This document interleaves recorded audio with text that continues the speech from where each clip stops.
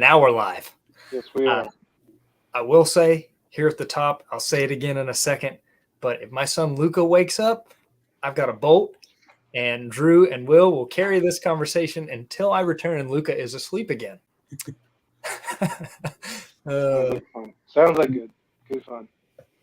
Cool, man. So how are you guys doing? Pretty good. Yeah. Will got Good. some big news today. Yeah. Yeah, I heard. Maybe not so good for the hobby budget, but when you buy a new car, you got to do what you got to do. Good for you, man. Welcome to being an adult. Yeah, no kidding. It was not a fun process, but it happened. Well, good. Congratulations. That's awesome. Yeah, congrats, man. Interest rates are nuts. Just glad that cards don't have interest rates on them. That's not a bad idea, Will. Maybe for Coleman, but Yeah, not for Will, just for Coleman. right. I've got mine in writing, my terms. So, Will, can you see the comments? I see a couple guys popping in. I cannot. Oh, I'm on private chat. Yeah. I got Lou Rock and Ads Collection, Bob. Bob Lewis. Nice. I don't know how to make them bigger, though. Let's see. I can do it. What's up, Lou? What's up, Lou?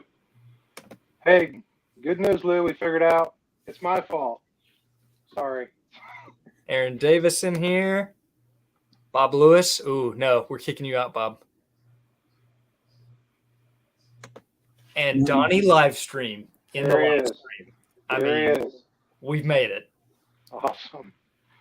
I feel like somehow I've made it. I'm a big boy. I made it. I'm just kidding.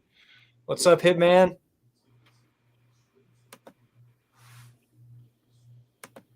I don't know who you're going to give those away to in a vintage live stream, Lou. You have to give them away. Yeah. That's funny. Uh-oh, Drew. This is true. Oh. Uh-oh. Yeah, they're on the other side of the room. Other side of the room. We're good. I'm not going to show any of those off because Don will come get them from me. Well, mine are raw, so I'm okay with Don. Just kidding, Don. That's true. The guys that are in here already, we're going to chit-chat until like the 5-minute mark and see if a couple more people jump in. If not, the 10 of us can hang out and we'll talk about some vintage. Sounds like a good time. Yeah. So are the newest comments like at the top or at the bottom? I Top. think they show up. Well, on mine, they show up at the bottom. Oh, interesting.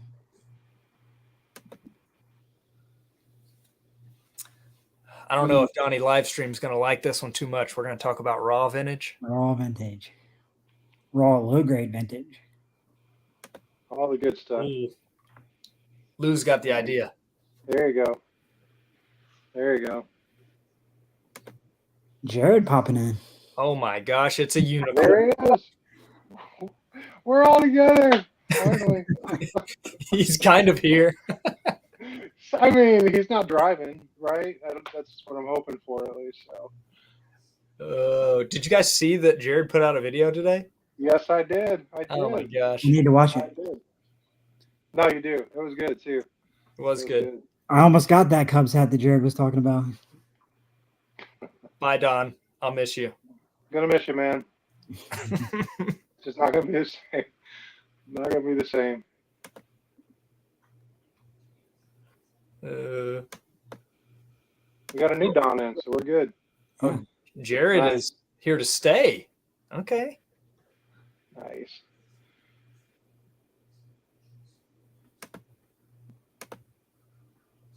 Hey, other Don. I assume your name's Don. Sorry, I don't know you. Yeah. Come on in. All right. So we'll go ahead and get started. I'll say this again now that a few people are in here. If my son Luca wakes up, I will have to run out of the room, and Drew and Will carry this show until I return. I have all the confidence in the world in them. well, Amy should be back in like half hour, right? Yeah. So hopefully she can cover it when she gets here. That's nice. She works all day. Come in and Right. I'm talking We with her. got to talk we got to talk about cards. Hey, I've been on dad duty all week this week. It's the start of the I semester for her, man. Me and Luca, we've been like this week. Nice. But anyways, for those of you that don't know, the Drew at the bottom of the screen is joining us. If you didn't know anything about Drew, he's got a great collection.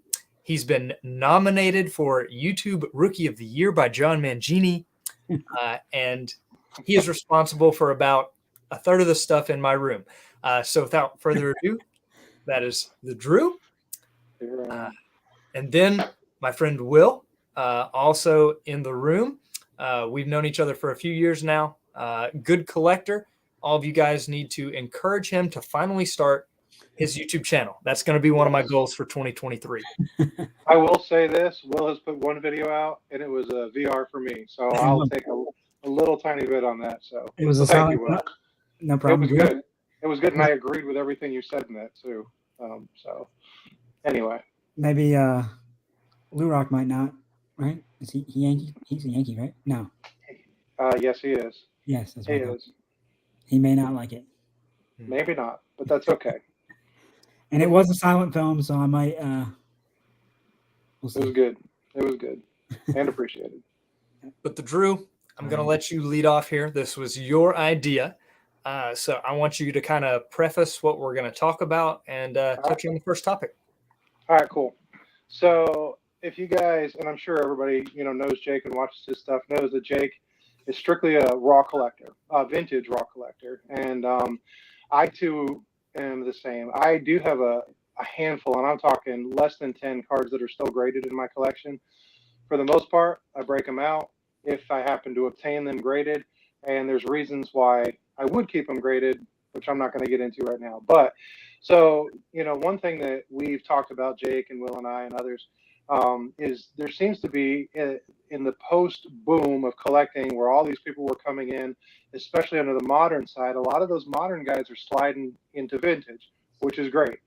Of course, vintage prices are moving. They're staying stable. Lots of interest in the history of the game, history of cards, just discovering cards. We're seeing channels with it. We're seeing a lot of discussion. For any of you guys that were watching, that were at the National, I heard lots of raw vintage there. Lots of people looking and buying vintage. So with this, though, I'm also seeing a lot of fear or trepidation about getting into vintage because there's sort of this thought saying if it's raw, it could be fake, it could be trimmed, it could be colored, it could be reprinted or whatever. And while all that are possibly true, we want to talk to people about if you want to get into vintage and you want to get into vintage raw, there is a way to do it. There's a way to do it fairly safely, at least as safely as any other way to enter into it. Some of the advantages of collecting raw over graded. We're not here to do the whole debate over raw versus graded because in truth, collect what you want to collect. If you feel only safe with buying graded cards, that's fine. If I feel, with only raw, that's fine for me. Just collect what you love, get in the community, get talking to people, get connected, and you'll share your passions with each other. But for those who are nervous about raw and how to get into it and don't want to feel like a dope because you get scammed all the time, that's what this talk is going to be about. Just kind of how to do it and do it slowly or safely at least. So Will, we were talking about this before the show. Let's touch on first one of the things you can do to help safely buy vintage raw if that's something you're interested in. So what's the number one thing you try to do to collect vintage raw safely? For me, build relationships with dealers, talk to them, get to know their background. I also like to keep my dealer network small. I only buy from,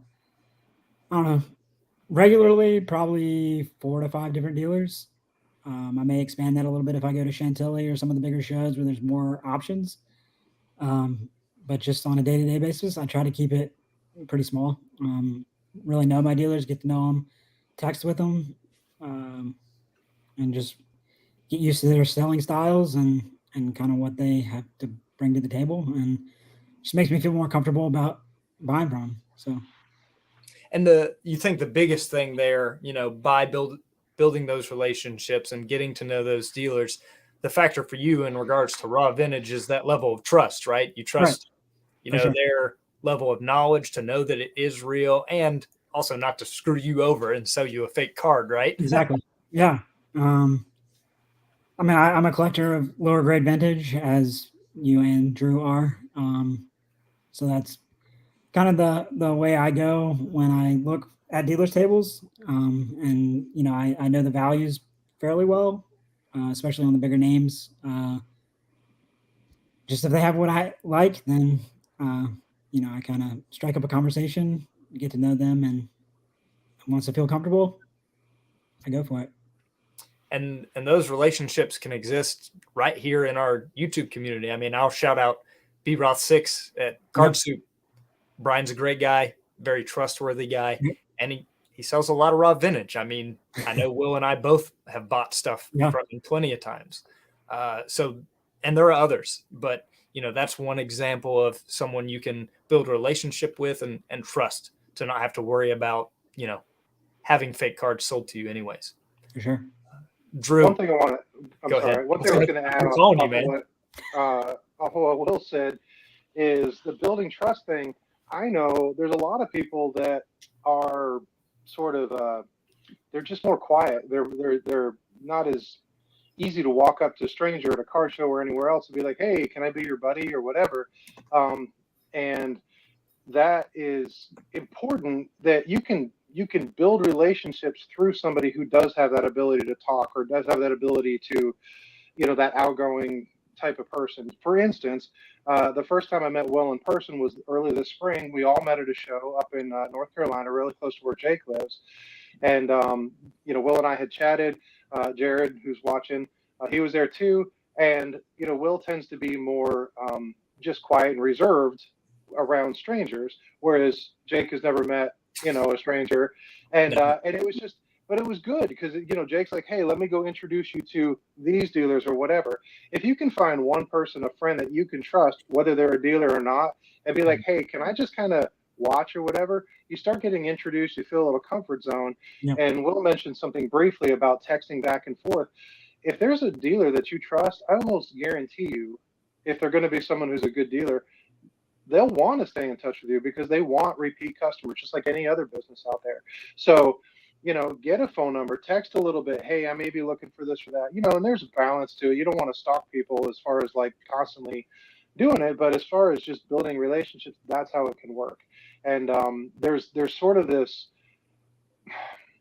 not fake relationship, but we watch so many videos. We're on YouTube. Everybody that I can see, at least that's in here, has channels. I know all of you guys, most of you guys through YouTube, but I've never met anybody except for Jake and Will and Jared, like I mentioned. So you got to be kind of careful not to over trust people just because they're on YouTube. But once you start building relationships off of it, and you can start to see their personalities and where it clicks with you, that's what you can build. And then let them say, hey, it's just a mentor system is all it is. And what will happen is someone will mentor you along, and there will be a time when someone comes along behind and they need kind of that same mentoring to come into. Mm-hmm. Sorry, Drew, I can't hold it back any longer. We didn't quite get to the 15-minute mark. But just like at the National. Sorry, I have to bring up the National since you know what? For all of those who went to the National, I'm leaving. I'm just kidding. But no, it's so many people did mention it, an experience that a lot of people had for the first time at the show, because that's when they got to meet in person, sure. Getting to walk around with somebody that knows a different topic better, So in regards to raw vintage, if you're not that comfortable, even if they're not in person with you, for example, if you have my phone number and you're unsure about a card and you want to send me pictures of it and say, hey, what do you think? I'm happy to take a look. I did the same thing with the Drew and B-Roth on a big purchase this year. Mm-hmm. And I've been collecting raw vintage for a long time. Sure.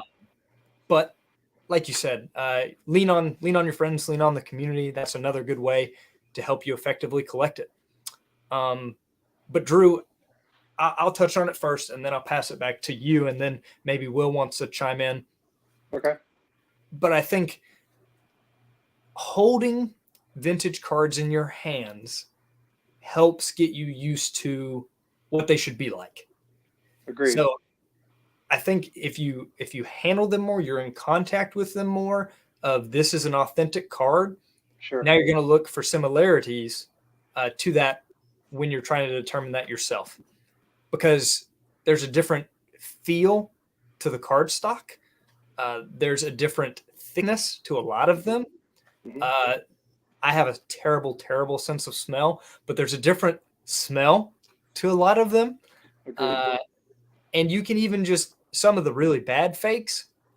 I mean, Drew and I, about a year ago, were at a show in Salisbury together, and just walking by, just glancing at this Gaudi Ruth, we're like, that's a fake. Yep. You know, didn't even Yeah. have to hold it. And believe it or not, the dealer asked us, like, hey, like, you guys knew this was a fake right away. I knew that it was a fake, but I got screwed over first. He said, can you tell me how you knew so fast? Yeah.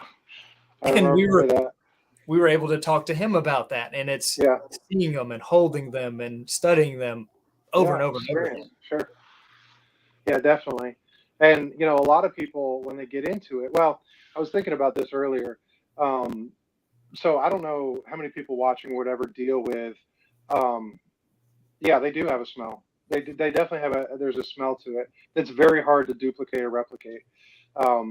But a lot of people, if you deal with money, like actual cash, so if you're in a business where you're doing a lot of cash transactions, depends on what you sell. You never know. But anyway, if you're doing a lot of cash transactions, you get to know right away.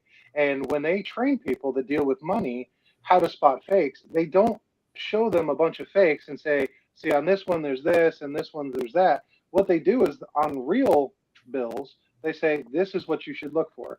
And you get so used to seeing originals because you handle so much of it. As soon as a fake one slides through your hands, you know it. I run a business that has a lot of cash transactions and over many, many years.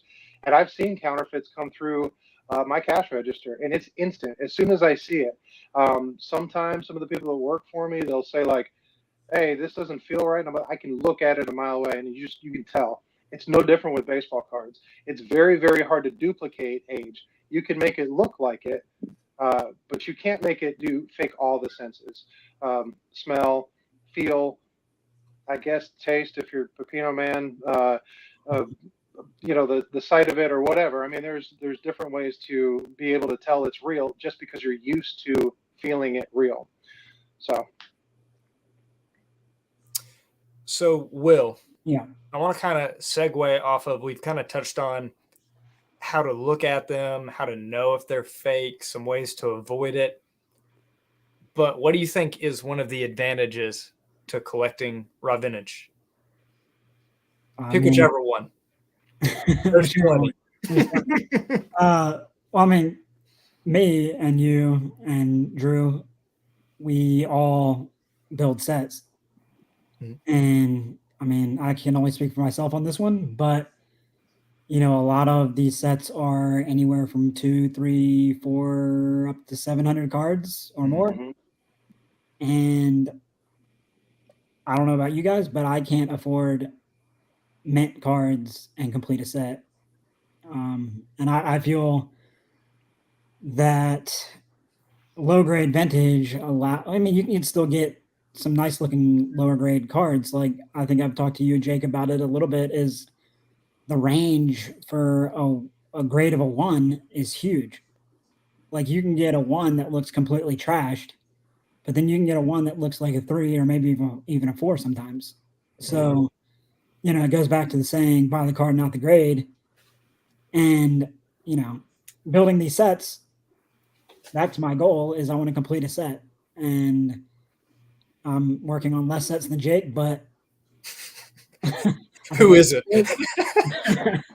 But if I want to complete any of them, I just can't afford to buy near mint cards. And, you know, I value the set more than a single card. So, you know, little wrinkles or rounded corners, or, you know, I try to avoid paper loss and writing, but there's plenty out there. So Yeah. Being able to collect more and completing a set is more valuable to me than getting, a PSA 6, 7, or 8. Absolutely. And most people in this chat already know me pretty well. I mean, this is on my channel for this live stream, and they already know that I'm kind of crazy and I do some weird things in regards to the hobby, but this is one of them. So this is my Hank Aaron rookie. It used to be graded a 1.5. I cracked it out. But that's not the craziest thing about this card. I had a 3.5 and I traded it for a 1.5 and cash so I could crack it out. Because, segue to what Will touched on, but what I want to talk about is set builders are a dying breed for the most part. And a lot of people don't do it this way. But man, nothing beats seeing cards in a binder. Nothing. Absolutely agree. To flip through them and see them all together in one place and not have to flip through 250 slabs in a box or something. I can just pull out a binder and flip right through it. Nothing beats the beauty of a binder. I know Pepino Man was in here. He's a binder guy. And at least I got one guy supporting me. Thanks, brother. There it is. There it is. But nothing beats it, in my opinion. And before I get to Drew, maybe he can build off my second point that I want to talk about with that, is some people say, well, I collect graded cards so that my family will know what it is and they'll be able to do whatever they need to after I'm gone. Hopefully, Luca's smart enough. Oh, wow, that binder says 54 tops. I wonder what's in there. Oh, wow. That guy's name is Ted Williams. I wonder whose card that is. No, I'm being a little sarcastic. But my point is, if you're organized on your own, which does take work, it does take effort. Just look at one of my spreadsheets that I've spent 1 million hours on. But it can be done. You can have an organization system that your family can know what you got to move your stuff afterwards and be able to determine the value. Or lean on other people in the community that you trust, just like looking for raw cards. Yeah. Well, Mic drop to Drew. Drew, let me, ahead, I got one quick point. I feel like this may be an unpopular opinion with some people, maybe not the ones in the room right now, but, I feel like collecting vintage, the purest form of collecting is collecting sets. Back when these cards were produced in the 40s, 50s, and 60s, that's how people collected. There was no, they may have sent them off and got them autographed at stadiums or whatever, but there were no pack pulled autographs. There were no relic cards. There were no parallels. There was nothing. Like, the purest form and how this all got started was putting sets together. Sure. So, I don't know. I just feel like going back to the hobby roots and pure vintage collecting is putting sets together. I don't know. That's just how I feel. I agree. Collect the way you want, but exactly. And so to kind of touch off of both your points, Will first. The thing now I'm noticing a lot of people is they put their own collections together, but they may not be an entire set like Jake is getting. Like he just showed his 1954 top set, 250 cards in that set. That's 250 total, whatever. But a lot of people collect. I only collect pirate cards, or I only collect Yankee cards. I don't know why. Yeah, exactly. I'm sorry. I get so distracted. Unless it's a Yankee card, Lou, then they make great noise. But anyway, but the point is that people collect team sets and they collect player sets and they collect, who knows? I only collect catchers and catchers gear. I saw one guy do, Gold Cup cards or whatever. And you can get all those in slabs. There's nothing wrong with getting slabs, but they start to get, first, expensive, which we've talked about. Second, bulky, which we've mentioned. You could, I guess, they probably make some kind of page that you can put slabs in. Mm-hmm. But, imagine putting, and I'm not talking like the 200 and whatever it is, 8 cards in 1955. I'm talking like 660 cards from a 60s set or 70s set. That would be insane. and that's just one set. I just can't imagine, doing that. And then to go back to the point that Jake had made, if something happens to me, I want people to know what it is. Well, I just did a video last week where I got a care package from Dylan at Double D Vintage, sent my girl some stuff, and I really highly appreciate it. I'm going to thank him again. But one of the things he did was he has binders of raw cards, and what he does is he labels them. Where's my camera? And shocker, it says the same thing that would be on a PSA slab, except that's just a label maker.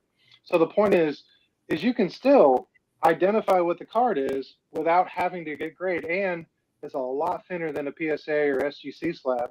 So the point is that's another thing where graded fans will say, well, I want people to know what it is. Well, hopefully they can read. If they can't figure out how to find the date, or if it's a 73 card before they actually put the copyright date on there, you can label cards just like this, or label your binder or anything else, and they can identify it. So that's another way. And another thing Dylan did was he actually put what he felt was the grade, which this one is obviously my second year. He said it was a 5. I guess, I don't know, because I don't buy graded cards. It's a nice looking card. It's super sharp. But the point is that could help someone in the selling of it too, if they can identify a little bit, if they're not the collector doing it, as in, someone inherits a collection or something. So there is ways around that. And then my next point, which I've heard someone say before, and I always thought it was the dumbest thing I'd heard. And I'm sorry if anybody said this, but they said, I don't know about you, but if somebody comes over to my house and I'm showing them my 1953 Mickey Mantle, I'm not just going to hand them a Mickey Mantle where they can drop it and wrinkle it and stuff. And I'm thinking, while I have raw cards, they're still in protective sleeves. I don't keep my Clemente rookie just laying on the floor. Just like if you have a PSA, whatever Clemente rookie, it's probably not on the floor. It's probably somewhere where you're going to look at it or keep it safe anyway. So the point is just because it's not in a sealed case doesn't mean it can't be in a protected case. Even Jake, who keeps the stuff in his binder, still, like the Hank Aaron you just showed, is still in a penny sleeve in a binder. And I've been to your house. I've seen your room. That binder isn't like, I'm going to pull this out from underneath my chair. I mean, it's the correct place. It's still taken care of. So, outside of fire and flood, which I don't think any slab is fireproof, it doesn't really add any sort of protection that you can't get otherwise or secondary. Well, I don't know if G's Mikey does it anymore, but he used to take some of his, I guess this was back before when he stopped collecting sets, and then now he's collecting sets again, but he's back. Yeah. G's Mikey's back. I love it. He would put them in the card savers and then had 4 pocket pages. Yeah. And then that's what Dylan had. That's amazing. I thought about doing that myself for some of the sets that I'm not collecting, but I'm collecting only the Hall of Famers. But I think I agree. I'm going to talk about that point too. What do you got? I want to talk about that point as soon as Will's done, or we can move on. But that's you're good. I just wanted to say okay. So ways. one of the things is the feel of the card. Now it's just show and tell. Here we go. Problem is all my cases are on the other side of the room, so I can show you my Satchel bobblehead again, but that's about it. So anyway, the question is how do you get to feel the old smell, the feel of the cards or whatever? So I want to suggest a potential strategy. If anybody is wanting to get into vintage, wanting to try raw, but they're like, I don't want to get screwed. I don't want to do. There's sort of this mindset, if you've never been into vintage, that all vintage cards are expensive. And that's just not true.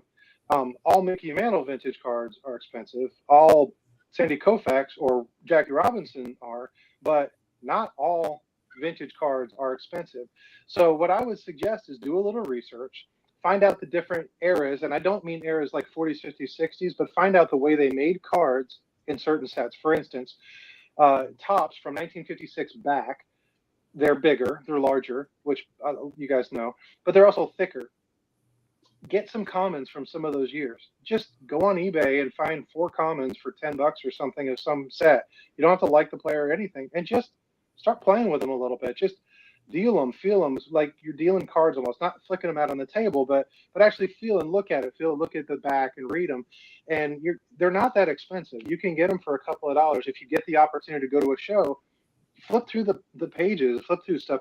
You're not looking for your favorite player, your favorite team, or building sets. You're just getting used to the card. You're getting used to the touch of the tactile feel of this feels something's wrong or this feels good. Just like I was talking about money earlier. I remember watching a video a couple months ago, Mikey was doing, and he had one of his little short stacks of some set he was putting together, and he was flipping through, and he stopped, and he just knew, this one feels fake. I think it was a K-line or something.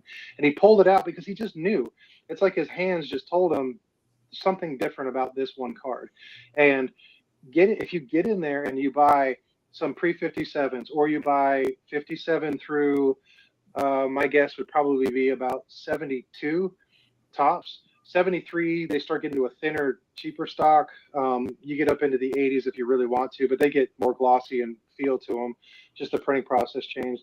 But or if you want to go back into the 40s, probably not Leaf, but if you want to try some of the older ones, you can feel, what do they feel like? What do they smell like? You start to notice how the ink lays on the paper or the cardboard, how the print looks on the back. If you go way back, one of the dead giveaways we were talking, or you had mentioned that Gowdy Ruth, we said, was the print looked terrible on the back. You could just tell. And it was hard for us to explain to the dealer, well, this font was off. We just kind of knew. Well, we knew because we'd handled enough Gowdies before. You just could tell. So get a small lot of something. Get a lot of, who knows, just random cards.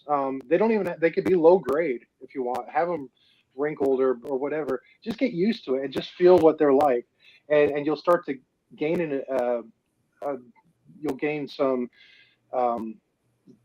interest in it. You'll gain some just confidence in knowing what they feel like or supposed to feel like. When I showed this card off for a reason, it was just Drew's turn to talk. So this is my 56 Topps mantle. I actually bought this one graded at the time a 3.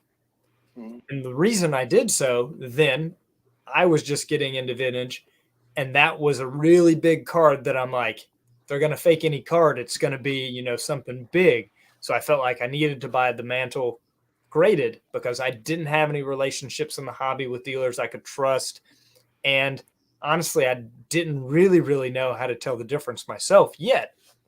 But at the same time, I'm sorry, Drew, this is one of your boys.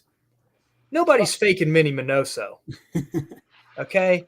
Nobody's faking a 56 Topps Mini Minoso. Well, that's what John Mangini talked about in his video today. So until, you build enough confidence or build enough relationships, I understand why you would want to buy the really big stuff that might get counterfeit graded. But after that, it's, do you have the courage to break it out like me? But that's a whole other topic. But we won't get into that. But at this point, last thing is, now I've held or owned, 5 or 6 copies of this card, and now I can tell the difference between what's real and what's not. So it's something that you can also gradually learn. You don't have to just instantly be like, all right, I'm confident after this video. Let's go buy some ungraded mantles or ungraded Jordan rookies. It's something you learn over time. Sure. Well, and another point is, remember, all these cards were printed on the same sheet, which means a Del Crandall feels just like a Mickey Mantle. So you don't have to spend the expensive money for the big names to get the feel for it. And nothing wrong with Del Crandall if there's a Del Crandall fan out there, but you understand my point. So the thing is you can get commons, and they were printed at the same time on the same sheet, cut the same way as Mickey Mantle or Clemente or Robinson or whoever. And they just cost less because it's not as much, they're commons. There's a reason they're called commons. So, well, touching on specific sets, John Mangini talked about in his video a little bit this afternoon. You have the 53 Topps, the red box down in the bottom. Mm-hmm. Coloring. It's a little bit harder to spot than. He may have had to go get Luca. Oh no, I'm getting 53 Topps. 53 Topps. That set. I don't know if it's done as much on 63, 71 probably. Coloring.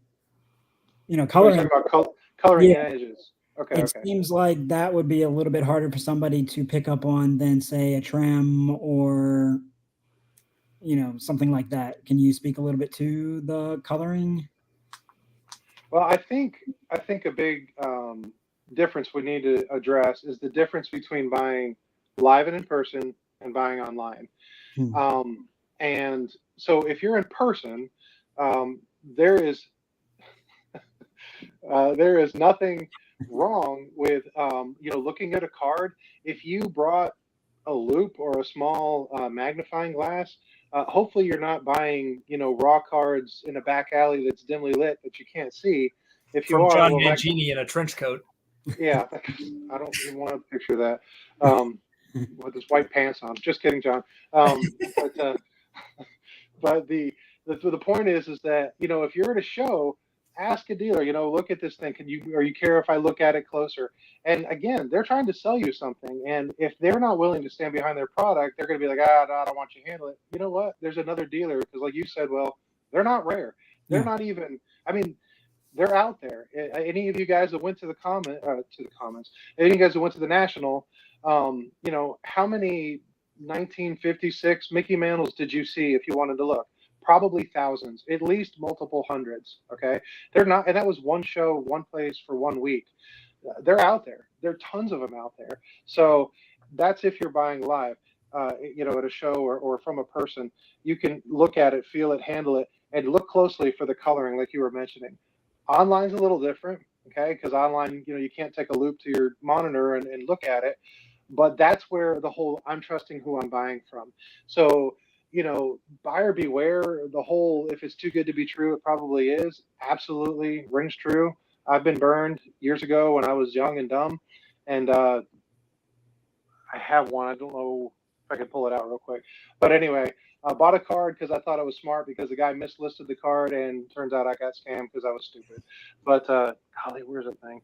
But anyway, the point is I keep it in my case to remind myself you're an idiot. But the thing is that if you're find some dealers online. If you shop on eBay, then find some dealers that you can trust. That rating score is there for a reason. You can trust it as much as you want, but there are certain dealers that make their reputation on being honest. Greg Morris Cards, for instance. I would trust them if I'm going to go buy vintage cards online on eBay if that's the route you want to take. If you go to ComC and you do something, find dealers that you can trust that you say, yeah, they're gonna stand behind it. If you're doing stuff on your Facebook groups, find some guys. Just don't. Again, you're not meeting some guy in a back alley that's dimly lit and he flashes you a quick card and says, "Give me the cash." Probably something wrong with that deal. So, the distinction between the two, recoloring is a huge part of that. Trust your dealer and take an extra couple seconds or minutes to scan the card and look. If you're buying a 71, you're worried about someone taking a Sharpie to the corner, you can see that very, very easily when it's in your hand. Extremely easily, actually. Same thing with the red border on the 53s. You can see it if it's in your hand. If it's live, not so much, or not live. If it's online, not so much. But you can definitely do some research and work your way up to trusting dealers and getting a little network going. Yeah. Well, I mean, speaking to that point, I haven't been collecting vintage as long as you guys have. I've almost exclusively started buying at shows because of that. I don't buy a lot of my vintage cards on eBay. Most of the stuff I buy on eBay are autographs or the very minimal amount of modern cards that I do buy. But I save all my vintage buying for shows or dealers that I have made those relationships with. So For that reason. I think one of the big advantages, period, and we touched on it a little bit, to collecting raw is the value that you can gain in your collection. And I'm gonna show a card from 53 Tops to talk about that. And I was able to do this because I collect them by raw. And there's nothing wrong with collecting them graded. Actually love that people collect graded. You know why? Because it leaves deals like this for me. Okay? So it's been about 5 years or so ago. And I'm going to go big screen to show it. But, sorry, Will. I picked up this 53 Tops Jackie. Okay? you can't do this anymore. But I paid $70 for this card. Okay. At the time, graded Jackies, we'll say 2.5-ish, we're selling for still a couple $100. I paid $70 for one because it was raw, and I bought it from a trusted dealer. You guys both know Kurt Trudeau. Mhm. I bought it from him in Salisbury years ago, and I probably wouldn't own that card today with my budget that was even smaller then, Mhm. had I not been willing to buy it raw from someone that I trusted and knew. And Yeah. I think that's what the biggest gain there is from collecting raw is you can get big name cards for a cheaper price because a lot of people are either scared or they want a third party to tell them that they like the card, which I think is insane. I can tell for myself if I like the eye appeal of the card or not. I don't need PSA or SGC to tell me that it's a nice card. So I would rather keep that money and spend it on more cards than pay them to tell me that. Sure. I think that's the biggest advantage.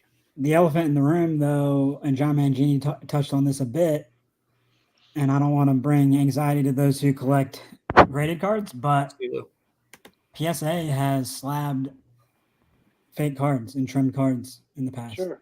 So I don't know. I'd rather buy cheaper, and if it's trimmed or fake or whatever, then I'm not out crazy money. But if I buy a PSA card when they were going through that issue of slabbing fake cards, and I spent $2,000 on this card, find out it's fake, I'm out $2,000. Yeah. So I mean, you're still not even really that safe. As it's a subjective thing. It's human error. There's human error in grading. So I don't know. I wouldn't say they're 100% bulletproof. I agree, but this is going to be the only time you ever hear me defend grading. Okay. Their success rate as far as being authentic is extremely high. Yeah. Extremely high. And honestly, way higher than if I looked at the amount of cards that they look at. So while it's not 100%, it's the same thing when you get an authentication on an autograph. Unless the player is standing in front of you when you did it, there's still a percentage of doubt. It's how much that percentage is. So I will say that there is some security or some safety in it because the odds are so minuscule. Yes, they've authenticated some that were fake or trimmed or whatnot, but those are the stories that come on the news. Those are the things that are passed around the chat rooms. Those are the things that come on YouTube or whatever. People aren't sitting there talking about, hey, look, they got this one right, because they get so many of them right. Mm-hmm. By the way, when Jake took us off, I grabbed the card. You want to see the fake card that I got scammed on years ago? Yep. Okay, it was an eBay card. Okay, I was just getting into pre-war, and it was a poor picture, no back picture. It's a Gaudi. I'll tell you that it's a Gaudi. They spelled Gaudi wrong, and I thought, oh my gosh, no one's bidding on this thing because the person doesn't know how to spell Gaudi. I thought I was brilliant. Okay, I did not spend much money on this. Okay, but I did send some, and when I got it, I mean, it wasn't even all the way out of the envelope, and I was like, so you ready? So I'll show it to you. If you collect Gaudis, you're gonna. So there it is. So Rogers Hornsby. And if you're looking at it, it's not too terrible on the colors, unless you look at the back. And as you know, Gaudi ink is green, and that's not even close to green. But yeah, anyway, so I keep this seriously in a case, in a big display case, as a reminder. Don't be stupid. We've all learned lessons, but anyway, there you go. So at this point, we're 45 minutes in. For the people that are still here, I want to do one of two things. Either they can ask us questions about raw vintage and collecting, or you guys can ask to see something that we may have in raw form that you might think is kind of crazy. Because I don't show much of my stuff, so I'm happy to show something occasionally. So this is their chance. Yeah. Because I've got, as a lot of people know, I have several bigger cards that I've cracked just to put them in my binder that are now raw. Mm-hmm. Here. Jared's still here. Nice. Jared's Oh. seen my stuff. What He's a not impressed. jerk, Jared. Oh, Hey, I've got a Thai cob. I want to show it off. I'll be right back. Jerk. yeah. And I'm going to get the next one. Yeah, I figured Jake had that. I got to double check which set it's in, though. Let's see some crazy stuff.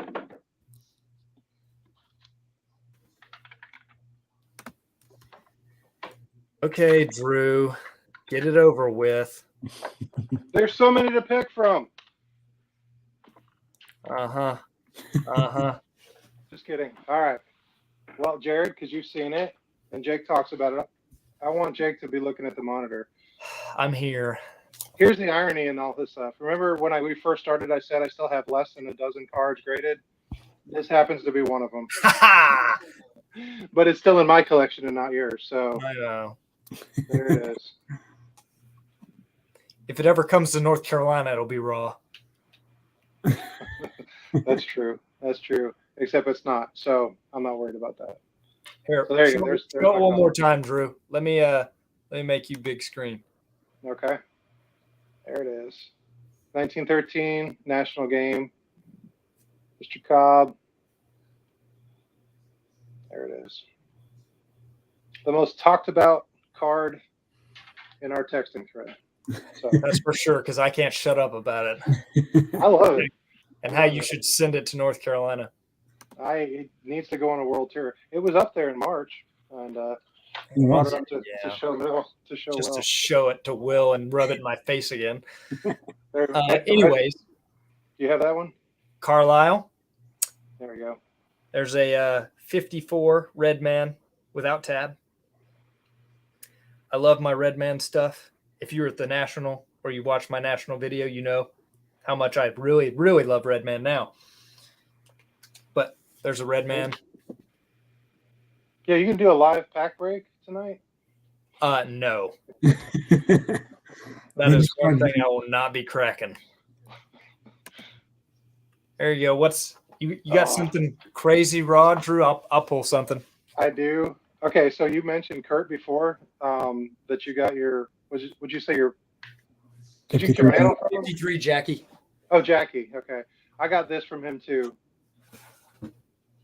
So that's my version of that one. As far as crazy, here's a card that you just don't see very often. Hold on, Drew. There you go. Can't believe it's in my collection. It is low grade, but it's here. And if Lou was still here, he doesn't even know I own this, but there's my 33 to long Lou Gehrig. Raw, yeah. So that's that. And then the last one I picked, these were all right next in the same case. And for you guys who don't know, all of my cards are on display, except unless they're in a binder that's a set. But I don't have boxes. And then there's my Ruth Sonella. Sonella. And again, raw. So those are the four I picked out of the case. What are those cases, Drew? They kind of look like SGC. How'd you get the black around them? Oh, okay. So those are screw downs, and I've had people comment in other videos like, "Oh, a screw down, you're going to damage the card." So these are recessed screw downs. So they're recessed for a standard size card. So 57 and on. And what I did was I got some black archival paper, and believe it or not, sat there and cut with a blade, not the actual card, but I cut the gap for every card so every card fits. So it's actually still in the recess. Now, if the card is larger than the recess, so for instance, a 53, 4, 5, whatever tops, it's bigger than the recess. What I did was I took a top loader and I cut out a rectangle of it and I filled in the recess with it, and then put the card and then put 2 pieces of archival paper, and that became the recess. So it basically what it does is it's just like SCG, where it keeps the card from sliding around. It keeps it centered in the case. And but to me, they just look good. They've got the black on it, so they look nice. And I can put any size card in it, like these or this one, although that is an SCGC. But But yeah, that's what I did with those. And the cases that I made for all my collection just fit. Each case holds 40 cards, and I made them to fit these screw downs. So So you showed the Cobb, the Gehrig, the Ruth that you have raw to answer yeah. Rick's question. Now mine aren't as rare, but they're pretty crazy that I cracked them out. Oh, I already know one of them. Yeah. So I've already showed off a couple, but here's a Clemente rookie. That was a 2. I cracked that out. I cracked out my Hank Aaron rookie that was a 1.5. I cracked out the 56 Topps Mantle that was a 3. And I cracked out this 52 Willie Mays that was formerly a 1.5. So I guess that qualifies for crazy, Rick. So jumping back, not to overdo you, same thing. This was a 2, cracked it out. Will, do you have yours? Somewhere. He's got so many; they're everywhere. Yeah, I got Clemente rookies everywhere. I cracked that one out too. Luca's awake. I'll be back. All right. So if you can't see it, it's a. You see it? 1914 Polo Grounds, Honus Wagner. And this one is not cracked out, but it was another thing where when you trust the dealer, know what you're getting. Sorry, Will. That one as well. I'm the only one not in the club. Yeah. Jared doesn't have one. So. That's true. He has a 56, though. He rubbed that in. He does. He does. And he got that from me. So that's. I'm the only one you haven't sold a Jackie to, so we might need to change it. I know. Well, I didn't sell his, Jared's. I traded for it. So. Oh, okay. Anyway, Magic Beans. That's what it was at. So. Anyway, until Jake comes back, and he's the one monitoring questions. Can you see the questions too? I can. Does anybody else have anything? I can't see anything unless you pop it up there. So. I can't pop it up, but I can read them. Carlisle Rude, he said, do you have any 48, 49 Leaf, especially the Spawn? I have no Leaf. I've got, what do I have in Leaf? I have one Leaf. If you give me a second, I'll go get it. It's in a different case.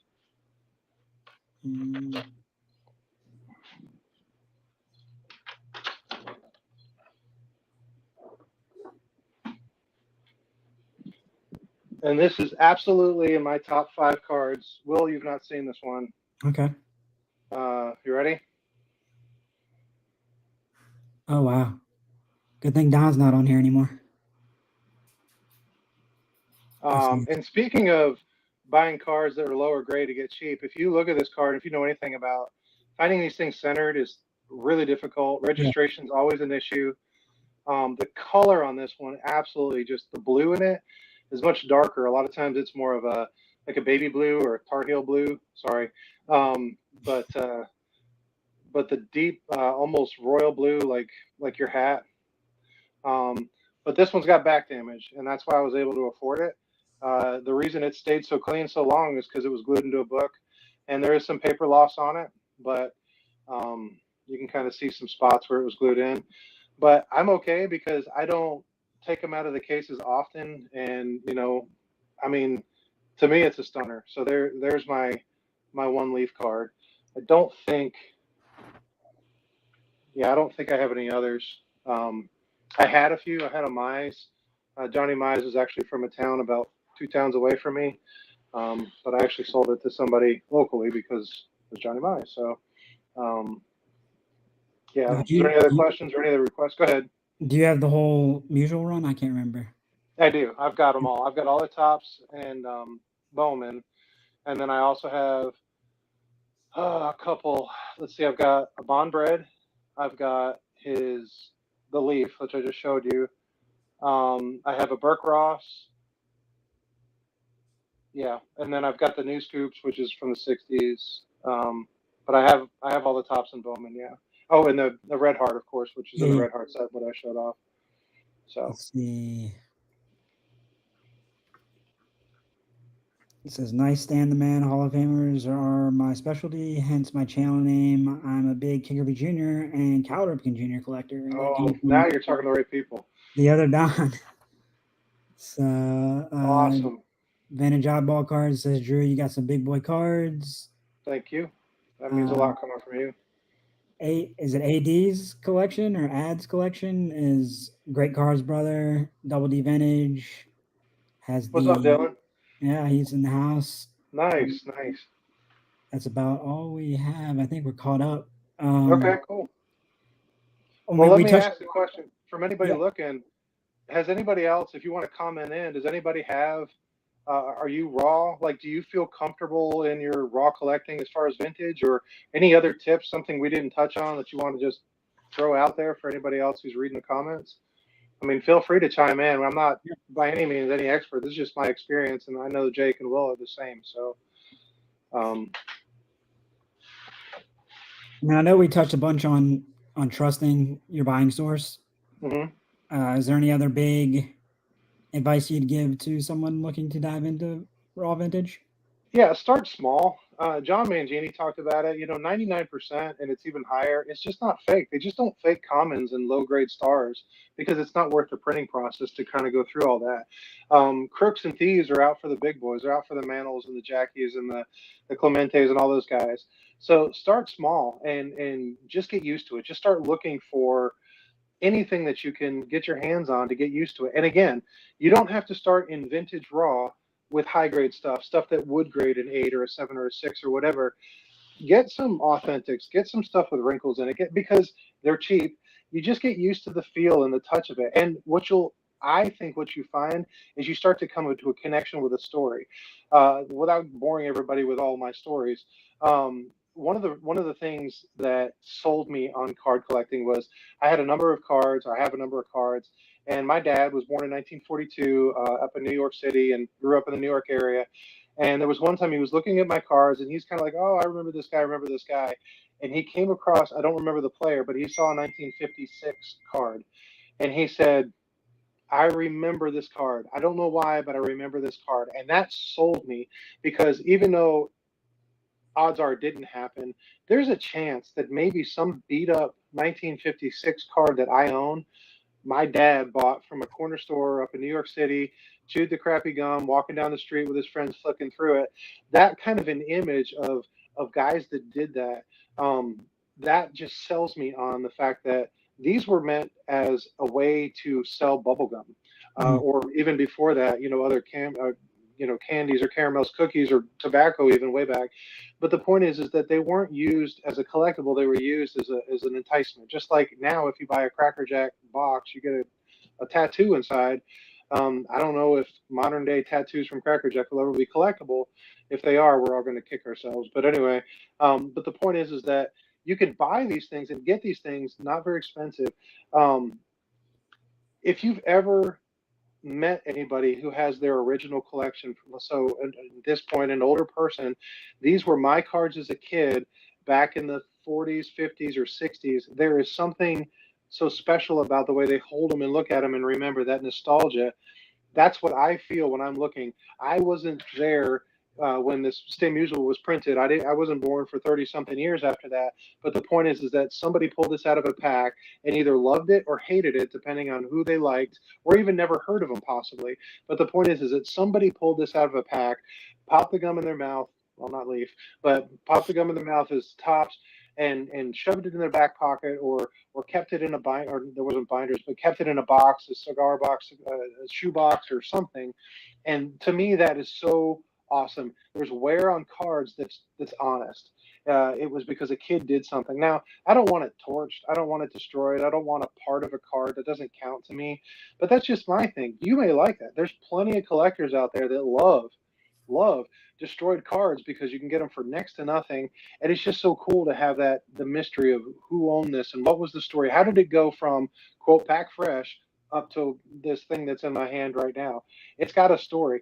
You'll never find out the truth of that story, but just to imagine that it went through decades of love and handling, and like Lou said before, bike spokes, flipping cars. Golly, we flipped cards all the time, and because there was no value to them, there was just something you had. Mm. And so yeah, just give it a shot and see. You may not like it. You may feel more safe and comfortable in it, but as far as raw is concerned, there's just so much more tactile fun to it for me, and a lot of collectors that collect raw. Well, I think you spoke to it in one of your videos. It might have been the Red Heart showcase, but you don't have to jump in and do 67 tops where there's 609 cards. Sure. You can do 68 game or Yeah, exactly. 69 decal edge. Exactly. So, I mean, there's ways to do vintage, but not. Yeah, and there are sets that are, and like you mentioned, I just showed the Red Heart set, and I'll probably that was in a VR, so I'll probably do it again. No, it wasn't. But anyway, I'll probably show it off again because I love the set. Another set that I put together that I'll do a video at some point on is my '63 Fleer. It's a great set, and same thing, tons of Hall of Famers, tons of stars in it. Great looking set. It's got that vintage feel and look to it, and it's not crazy expensive. But we're getting into where you don't have to get the big boys. Yeah. You just sort of accumulate and gain as you go. So, well, you mentioned your father grew up in New York.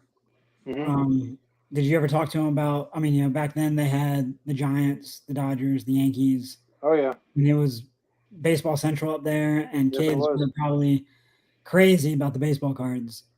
And do you find it's almost regional, like in terms of like where you can find this stuff? Like I feel like B Roth, he's in New York, and he comes across collections all the time.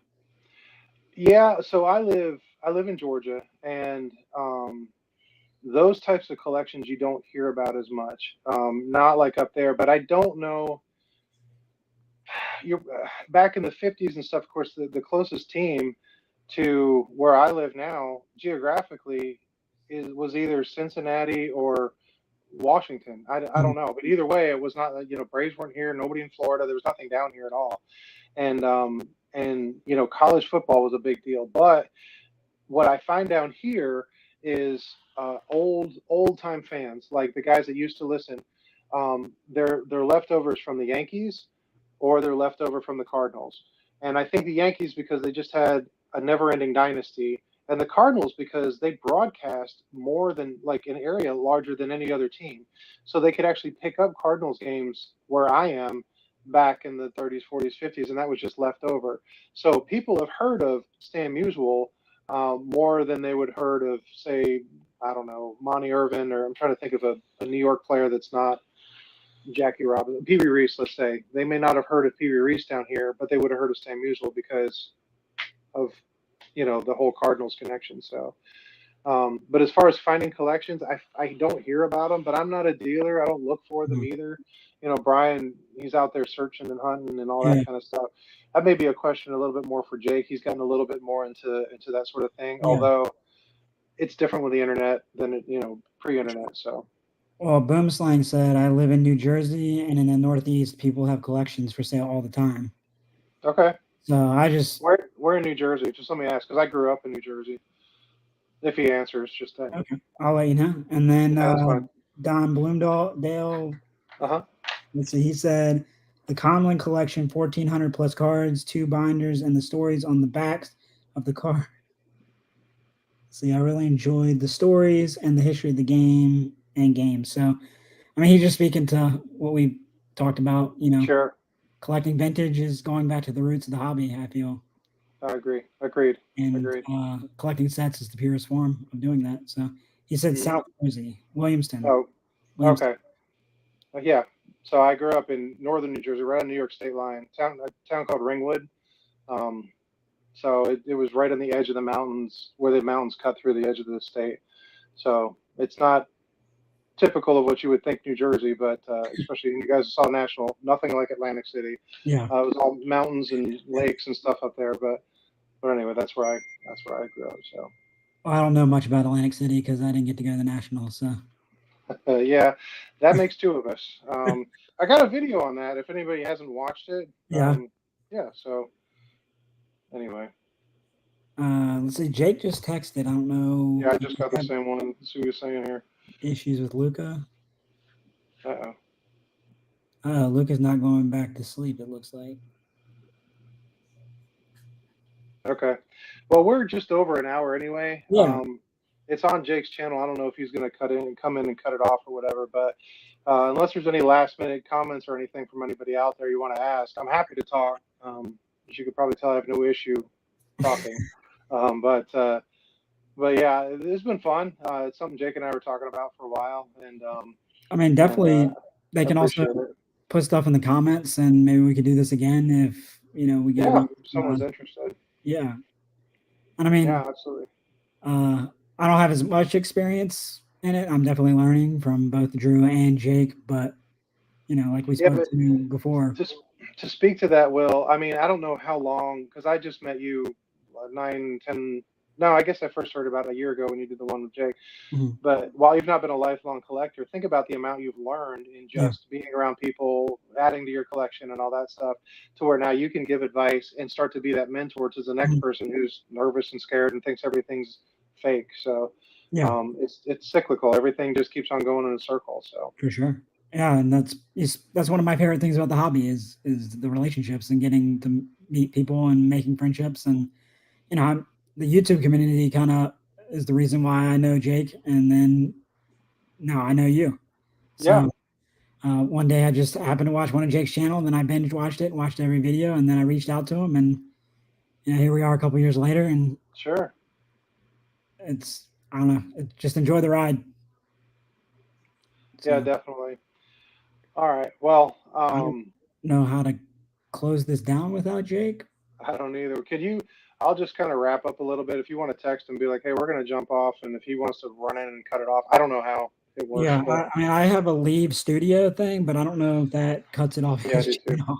Yeah, it may just go non. But go ahead and can you just text him real quick Yeah, while yeah, I talk? I Okay. can. All right. Well, I don't know because I don't know how many. I can't see how many people are on here if there's anybody, but it's been a lot of fun. Just as a minor plug, if you guys want, go check me out. My channel is called The Drew. It's not easy to find. I'm finding out because when you type it in, the Drew Barrymore Show comes up. That's not me. Um, but if you go under channel name only, you'll find me. Or you can find links in other people, Jake or whatever. Maybe he'll leave a link in this one. But it's been a lot of fun, and I just love the community. I love getting into it. Like a lot of people have said, we don't necessarily have people living down the street where we can go sit and talk about cards or collecting all the time. But YouTube has given an advantage or an opportunity to be able to meet people, talk with people, share with people their collections. And this entire thing that we just did, it's not to put down people that collect graded cards. What it's just saying is just you don't have to necessarily collect graded cards in order to get into vintage. There's ways to do it. There are people out there that are willing to help that aren't out there to scam you. And yeah, so give it a shot. Go do what you need to do. And other than that, I Sure. appreciate everybody and anything you might have had. So, Do what you do best. Keep rambling. do you want me to keep rambling, Yeah. or is that what he said? Apparently, Jake is out walking Luca. So Oh, okay, okay.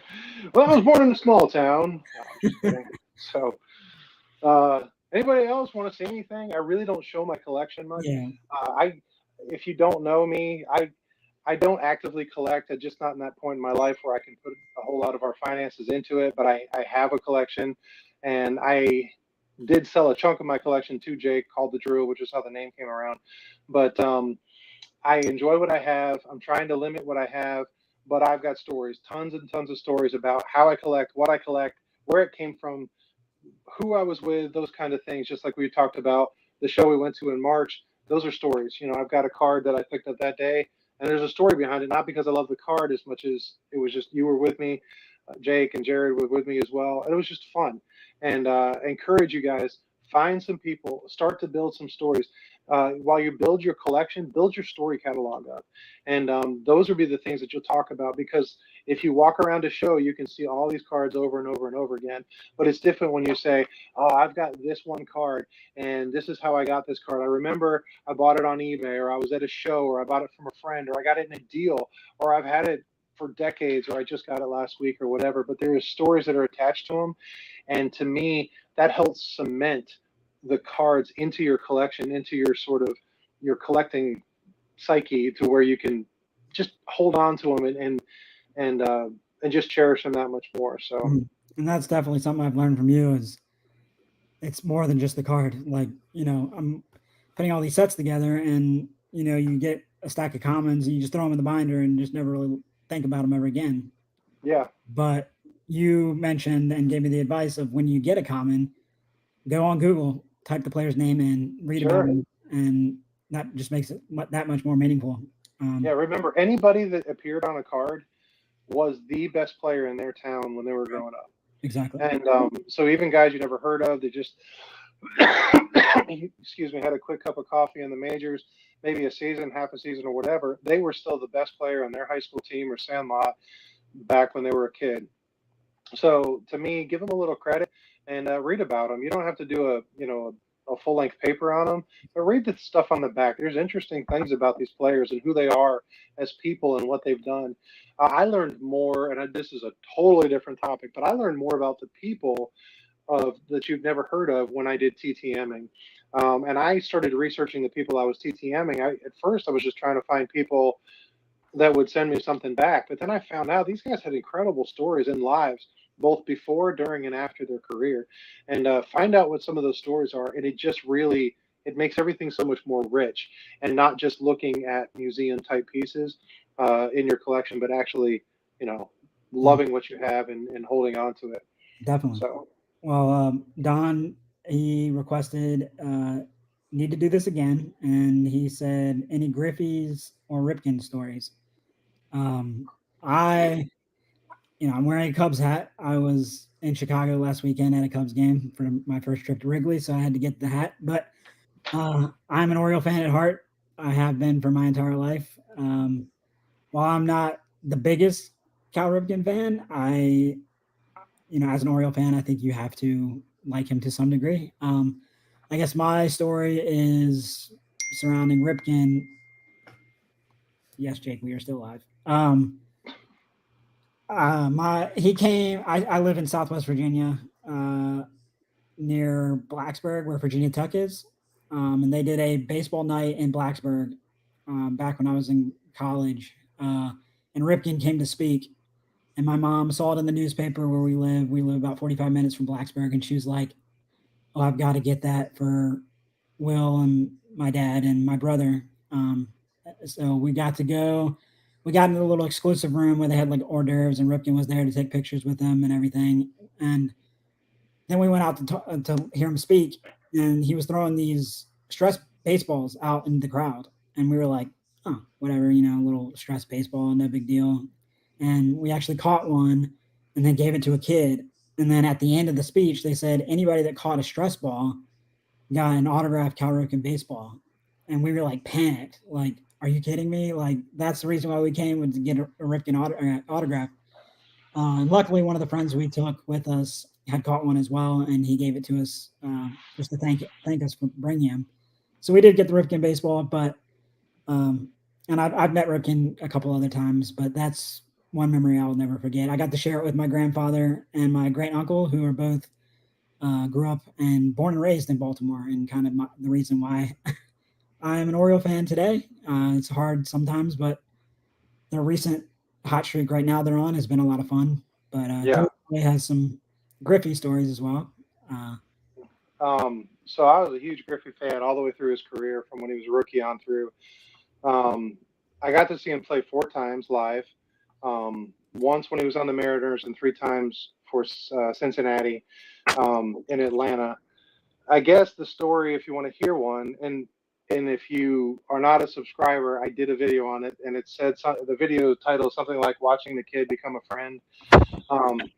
Go watch that video and do the whole thing. But I was actually at a game in Atlanta, and of course Griffey was playing.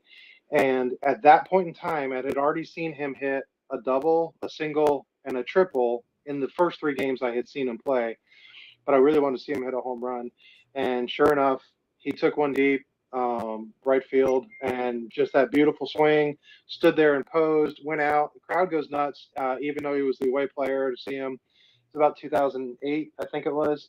And I didn't realize it at the time, but that home run was the home run that put him ahead of Frank Robinson with 587 for the all-time list, to make him at the time number 6 all-time. So got to see him. It was a historic home run. And yeah, it was just really, really cool. Go watch that video because it's really cool. That'll tell you a little bit more about the connections I have with people. And as a thing about it, give me a half a second and I'll show you something. Hold on.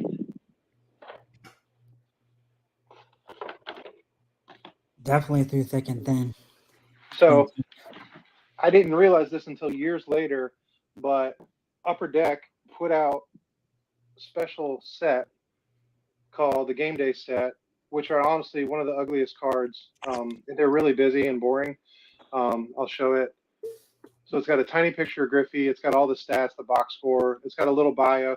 But this set is about him hitting that home run, and it is actually autographed. I'll try to show it real quick. It's hard to see. It's on a sticker, but you can see it over there.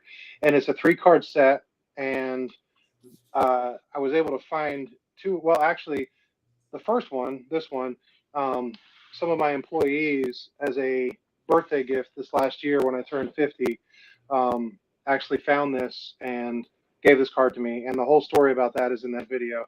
And then this one is called the Game Day lineup. So it's a little bit different, but again, it has the autograph on it. Again, it's about the game, July 16, 2007, when he hit the home run.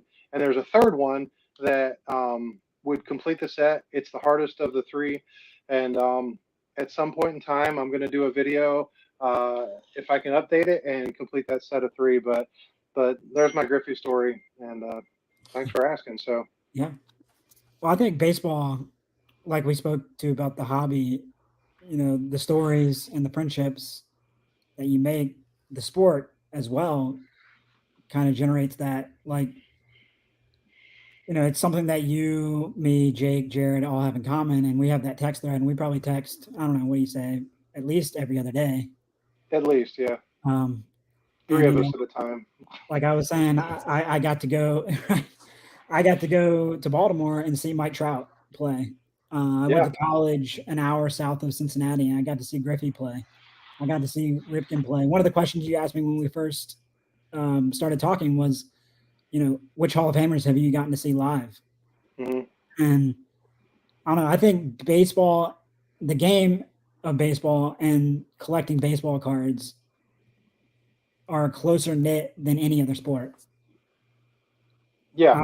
That's how I feel. But yeah, no, I agree. There's definitely a deeper history. There's a deeper connection with baseball in its history than other sports. Yeah. In my opinion, and the cards go right along with it. Cards are they're part of Americana, and they have been for 140, 50, 60 years, whatever it is, 40 years. They're just part of Americana, and yeah, there's definitely a deep, rich history of it, and it's just a lot of fun. And to me, a card is just a small snippet of that history, printed whenever this stuff was happening or whatever. So who's the biggest Hall of Famer you've seen live? Well, I'm going to say Griffey because he's my guy. I don't know.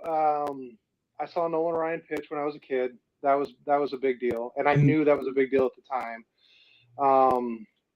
I saw George Brett, Rabignac. Golly, I'm trying to think.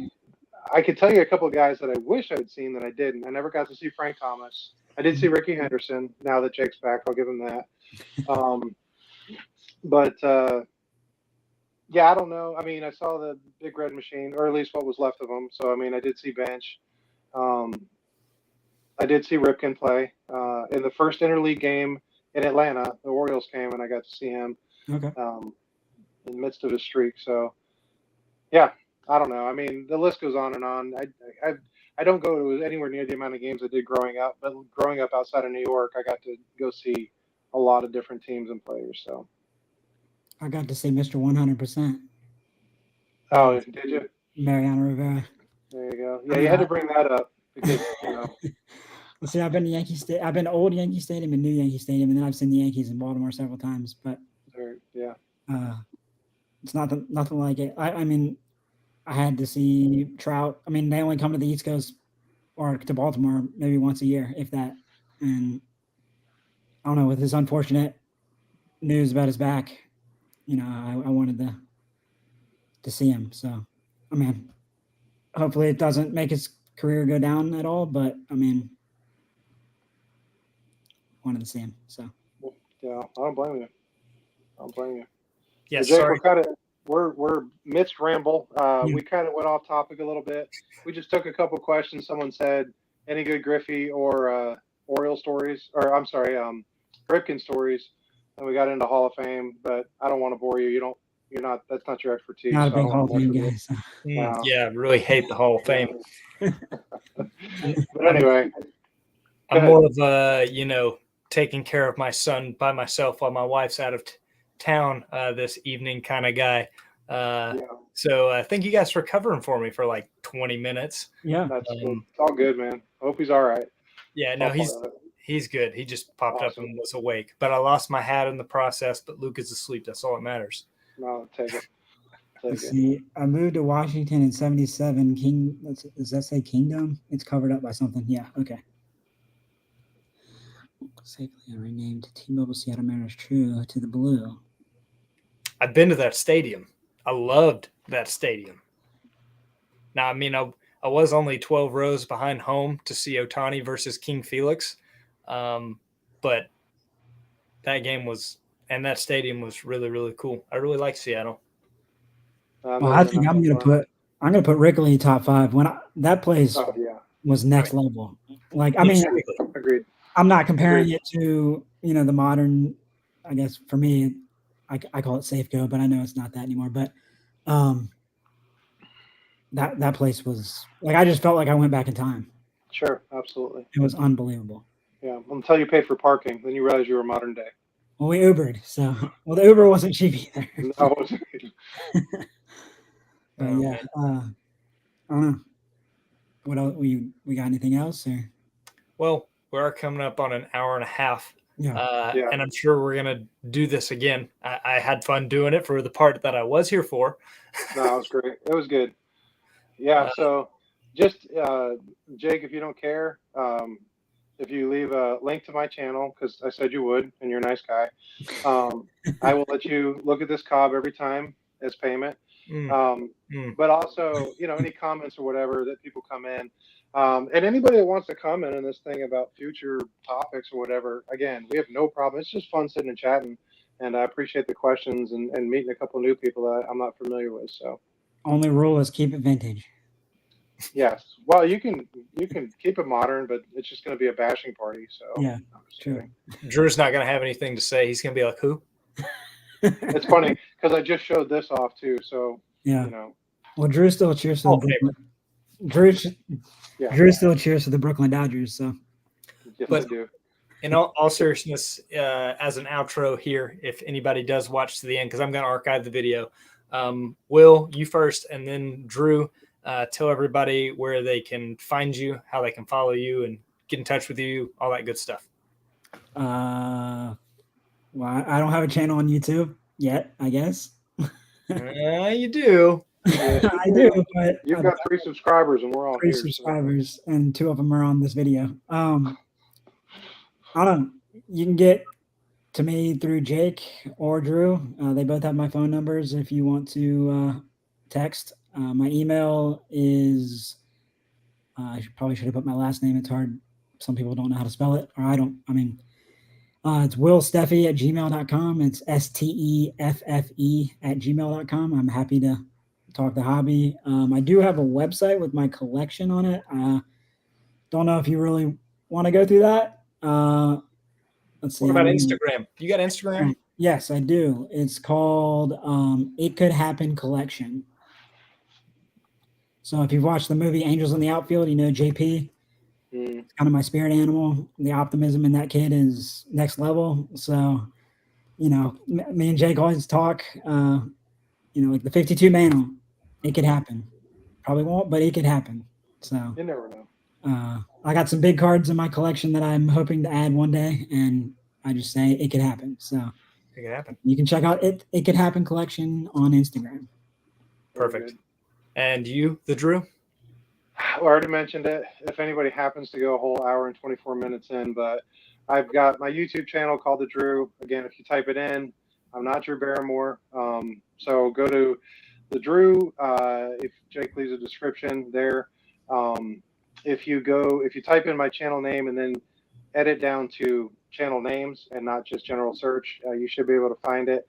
I comment a lot. I watch a lot of guys as much as I can. Life is pretty busy, but so yeah, you can find me there. If you want to get in touch with me personally, the best thing is on my channel in my about page is my email. Go ahead and email me, and if I build, I'm not so quick to give my number out, but if I get to know you, build a little bit of relationship, I have no problem getting to know more people.